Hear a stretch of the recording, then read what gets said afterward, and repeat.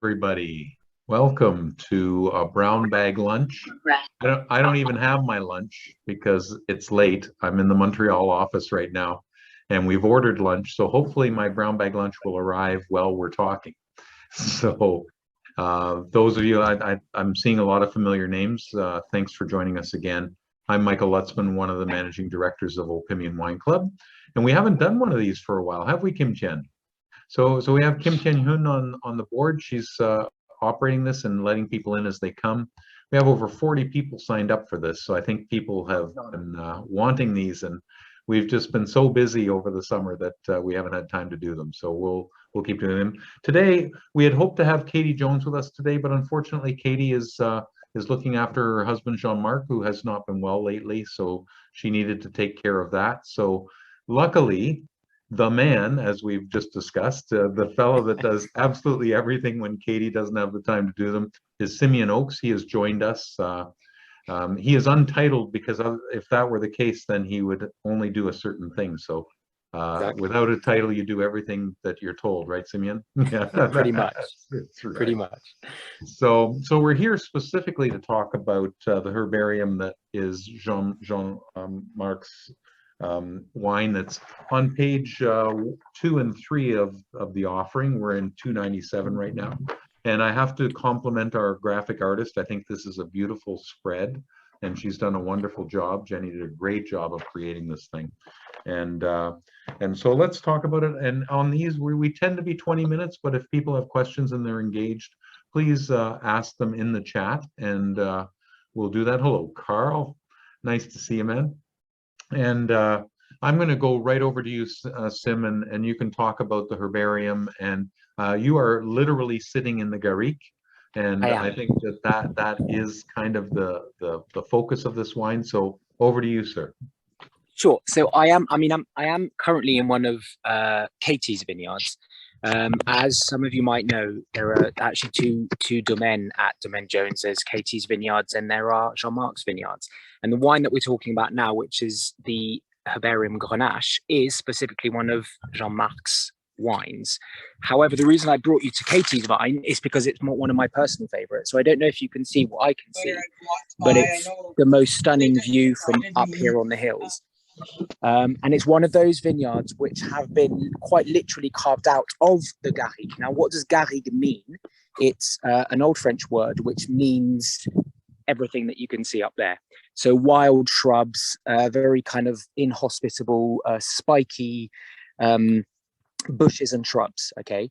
But in and amongst the garrigue, you have really exciting, mainly herbs, like aromatic herbs. So the herbs that are most kind of better known in the world as Provence herbs, but that we get here as well. So rosemary, which I picked on my way from literally just for this row here. We also get thyme, sage, bay leaf, also known as laurel, some lavender as well, wild lavender, and at different times of year, so not so much now because it's just too hot for it, but at different times of year, the most stunning array of beautiful wild flowers. So from the traditional vibrant red poppies to the what they call, I think some people call it broom. In fact, some people even call it Canadian broom, I think. But it's here they call it genêt, a very, very aromatic, scented yellow flower. And at this time of year, you still get things like this, which is called buplèvre.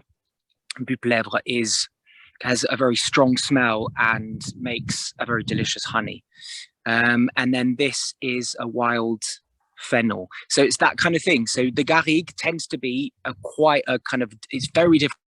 It's in fact impossible to walk through garrigue, certainly wearing shorts, because it would be spiked to death. But in and amongst that, you get these precious gems of aromatic herbs and beautiful flowers as well. Great. And so let's talk a little bit about the Grenache, that the herbarium. What kind of tasting notes would you talk about, Sim? The beauty about this wine is that obviously the label reflects quite well what the wine actually is. So as I was just saying, so the label's not just a pretty marketing tool, it actually reflects what is around us right now. Mm-hmm. But also within the wine itself, you get these beautiful, subtle, but definitely present notes of spices and herbs. So you get a real distinct tint of rosemary in particular, which is really, really pleasant, and means obviously it accompanies any dish that you cook with rosemary wonderfully. So particularly here, we like to have rosemary with lamb. So having a glass of the herbarium Grenache with lamb that's been cooked with rosemary and tons of garlic, because anything with garlic, I personally am crazy about, will be beautiful. So it's a really smooth. I'd say it's light to medium bodied, but it's just really smooth, really easy to drink, not overpowering at all, and accompanies, as I said, so kind of stronger tastes like lamb, but it can also go really well with anything on the barbecue or simple pasta sauce. That's what's so nice about it. Yeah, and you know, having tried this wine when I was visiting you guys, it was so obviously a good value. I can't believe it how it was made for that money, and it's just like such a beautiful label and such a beautiful wine, and I drink it all the time. Certainly, and I'm talking of the Carignan, the one that we have here in Montreal, but having tried the Grenache while I was in France. It was marvelous, and one of the reasons. And I don't know if people can see my T-shirt. It says that I have adopted a vine from Jones, and so we were there. And I've got some pictures if we have time, but we've got some questions. Carl, I think your question was answered with, do the herbs have an impact on the wines? Barb Jensen, I think regardless of the time of day, you should be drinking the wine anyway. You'll find that when I do when I do these at 9 o'clock in the morning Eastern time, sometimes I'm more than happy to open a glass or open a bottle and have a glass. So there's, all for work. It's all part of the job. It's probably overused, but it is 5 o'clock somewhere, right? That's it's well beyond 5 o'clock now here where we are. So absolutely fine. Yeah, and I have to tell you that this herbarium it scored so very well in the tastings with our masters of wine. It just fantastic. In fact, this was actually a Jane tasting. Jane tasted these wines that are in the current offering, and she scored it very highly. So congratulations on making such a great wine. Thank you. And without other questions, I'd like to take a moment to show some pictures of when we Opimians were visiting. So if you'll allow that, Sim, I appreciate it. Absolutely. Let's make sure it's the right screen because I have several.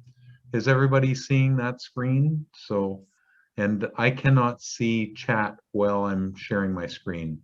So this was up. Is this up where you are now, Sim? Are you close to this spot?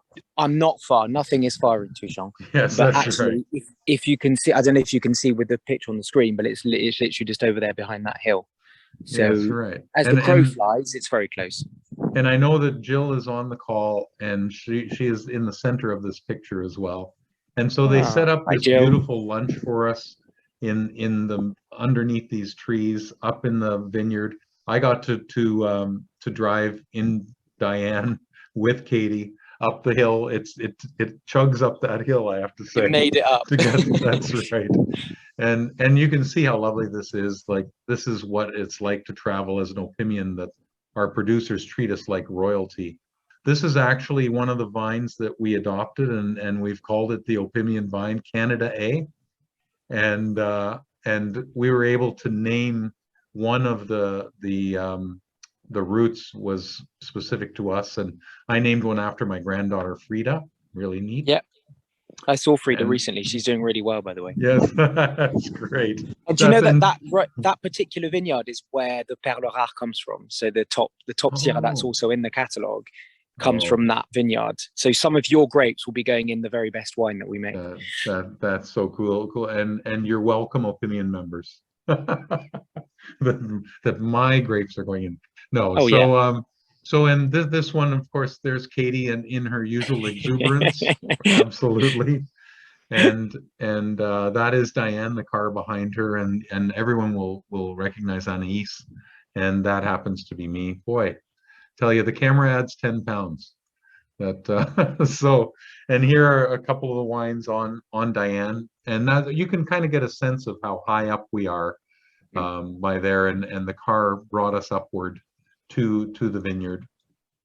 And so this was the spread that we were treated to, all in the middle of a grove of trees. It was just so cool. And there you are, Sim. Yay! Yeah. So so that this was just a lovely day. I think it was so cool, and we And had the a great cheese. time. And That yeah, cheese was incredible. oh yeah, it's true. What a wonderful lunch, and you can see all the different wines that we got to try. It was just a wonderful, wonderful trip. So Jill, I hope that you enjoyed the seeing yourself up there, and it brought back wonderful memories. So that's great. I was saying the name Carl Bird, the sun is over the yard, somewhere in the world. That's exactly right. Does anybody have any other questions for Sim about the herbarium, or have you already ordered it anyway and you don't care? Because you know it's going to be great. Michael, we have a question from Craig Chunta. Oh, sorry, I missed it. Sorry. Is the heat we've been hearing about in Europe occurring there and having an impact on the current vintage? Massively so. Yeah, massively so. It's been extremely hot here, and it's been basically, we talk about heat waves, but it feels like we've had one long heat wave since the month of May here. Right now, today, it's actually beautifully pleasant. It's just nice and dry and warm, but it has been quite unbearably hot. And yes, that does have a massive effect on the wine. I saw a few, I can't see any right now, but I saw, as I was coming down into the vineyard, a couple of grapes which have literally just shriveled up from the heat. There's an example. So they just look like tiny little raisins. Sometimes they literally just, I mean, this. Oh, do we lose his audio? There it is. Oh, have you got me? Yeah, you're back. The heat did start to scorch the grapes before they'd even ripened, which was a concern, especially because there was such a beautiful harvest in the making. Obviously, you never get too excited about harvest until it's actually in the vat, and even then. But they were starting to be scorched before they'd even ripened. It's getting better, but it's really difficult to tell whether it's going to keep. I think they've already forecasted more high 40s. That's 40 degrees Celsius, obviously, above 40 here for the next few weeks as well. Mm-hmm. Yeah, it's our thoughts are with you. It's very difficult, isn't it? It's and there was a question from Carl about whether you're allowed to irrigate under those conditions. No, you're never allowed to irrigate. That's a no overstatement. You can irrigate certain vines and certain vineyards, but certain appellations which are not concerned here, like Fitou, for example, you're not allowed to irrigate any vines in the Fitou appellation. There is a Jones Fitou featured in the catalogue, which but having said that, all of Katie's and Jean-Marc's vines are dry farmed. In other terms, they're never watered. It's all from natural rainfall. And unless it gets this extreme, Sim, it's actually a good thing, isn't it? Because it does stress the vine and you get better fruit. Yeah. But this is too extreme. What it means is that vines have to work harder to push their roots down to find the water somewhere. They've just got to go a bit further to find it. They can, however, go into what we call here we call it stress hydrique, so hydric stress, where they actually shut off and stop producing. So they'll stop producing grapes, they'll stop producing leaf to shade the grapes, and the photosynthesis will not be able to occur above a certain temperature. So usually there's quite a broad margin, but above about 35, the photosynthesis doesn't occur naturally, which means that the sugars don't get produced within the grapes. So you get acidic or bitter grapes. And then we don't want that. Nope. That is for sure. No. And I see, Kim Ken, that you've answered David's question, but David, we are talking about the herbarium, the Grenache that is in the page 2-3 spread of 297. and I think this is a good time to say that you got to order this by August 15th, and it's been a really good 297. The orders have been coming fast and furious. It's been a really good one for us, and sometimes the summer can lull people into a dreamy state, but I think with people coming out of COVID, we have a seventh wave here in Canada, which can be a concern, but the wines have kept coming. Hey, Sam, can you tell us a little bit about the two wines that are in the collector's corner, les perles rares? Yes, I can. So the perles rares is the one that I mentioned earlier on when Michael was telling us about the row that they adopted for Opimium, and that is in the vineyard called Falandrine, which is where we had lunch. And that is the vineyard from which we produce the Syrah that goes into the red perles rares, which is an exceptional wine. And I'm not just saying that because I work with Katie. It's also one of the best wines I've tasted for a very, very long time. It's a very complex, very powerful, full of ripe fruits, but also all of the wonderful kind of musty, what they call here animal. So it's more like wet leather, horse kind of smell. That those adjectives aren't necessarily positive ones, but trust me, they are, in my opinion. That's for the red, and the white is something that is beyond special. It's actually got a really exciting story. I like to call it, it's almost like a subtitle, The Forgotten Barrel, because that's exactly what the story is. They found, Katie and Jean-Marc found a barrel that had been left in the corner of the winery for goodness knows how long. And they had no idea what it was. And they opened it thinking, gosh, we'll just empty this out and use the barrel. But, why not taste it before we empty it out? And they tasted it, and it was absolutely incredible. Now, what's remarkable about that is that it was made from Grenache Gris, which is a white grape, actually usually used in the area to make rosé, but exclusively used by Katie and Jean-Marc to make white wines, dry white wines. So this wine in the Forgotten Barrel had been in oak for a good number of years, but we're not entirely sure how many, and was really, really very special. So what they decided to do is actually just add on the New Year's harvest, add it to that barrel every year and top it up. So there's only one barrel made every year, which equates to only about 600 bottles, or something like that. And it produces a wine which is neither sweet nor quite dry. It's still a dry white, so something that you'd accompany with some strong cheeses, or perhaps even with dessert. And it's got beautiful notes of walnuts, fig, and honey, which come through most intensely. And the color of it is just it's outstanding for a predominantly dry white. It is a beautiful yellow straw color, which I've never tasted anything like it, and it's really, really something really very special. Very good. And Kim Chen? Craig here is asking, where is the La Perle Rare? Well, Syrah and there were a classified? couple before that one. First, Kim Chen. Okay. Let's do the heat impact on the Carignan. Is it as much as the Grenache, as Jean-Paul is asking? It's the same on all grape varieties. Yeah. The ones that suffer the most, though, are Syrah, because Syrah is a grape variety that actually quite likes water. Right. And Robert's asking, is the war and the fires affecting your season in the same way as the heat? The fires, did you say? Yeah, fires and the war, We've of course, that's more about supply chain, I would suggest, yes? Cool. No, so we fortunately haven't been that affected by the war. The fires, we've actually been spared so far. I'm actually a voluntary firefighter myself. In fact, I'm on call this evening. But we have been extremely fortunate so far, because we were very worried coming into how dry this season was. Yeah. But the west of France, so nearer to Bordeaux, is suffering massively from fires that they just can't contain.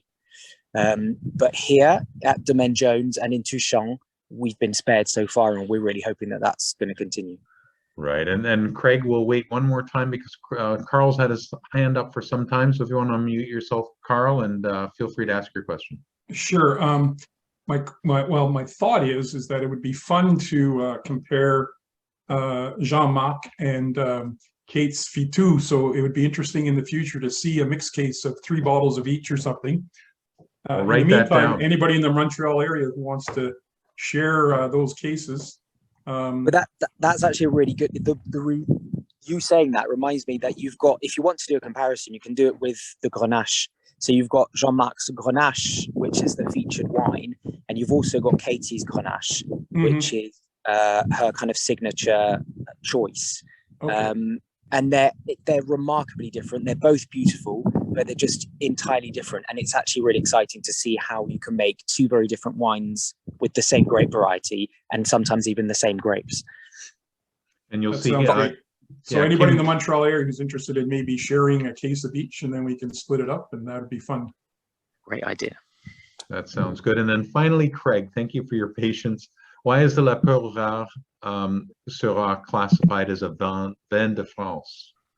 Because that is a really good question, and often that can come across as being slightly pejorative, because it used to be that vin de France were the cheaper wines that were sold off, cheaply or just drunk at home, which is far from the case here. And it's actually something that's happening increasingly in France in general. These are wines that do not enter into any of the appellations, mainly because they're single varietals. Most appellations require a minimum amount of blending, and the Syrah obviously is 100% Syrah. And most appellations in the area do not admit wines that are just single varietals. Great, well answered.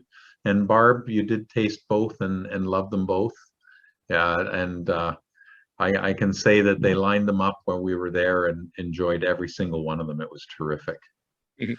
Well, that's great. We've gone a little bit over time, but not too badly. And I think everybody had a great time, and you've been very good at describing it, Sim. Thank you so much for your time. Thank you, Kim Chen, for running it. And don't forget the herbarium. We've got 2 of those, but the feature one is the Grenache. And Kim Chen would kill me if I didn't mention the Jones Carignan, which is it's a coup de coeur. So don't. It is a coup de coeur. My bottle's still full, Michael. So yes, well, mine is not, but I've been tasting some wine today, so I've got a look at you! Look at you! It's a hard job, but somebody has to do it. Someone has to, and we're all very grateful that you're sacrificing yourself. Well, you're so very welcome. That's great. Thank you, everybody. It's such a pleasure. It's great to be back online, and we'll see you again very, very soon. Take care. Bye, everyone. Bon appétit.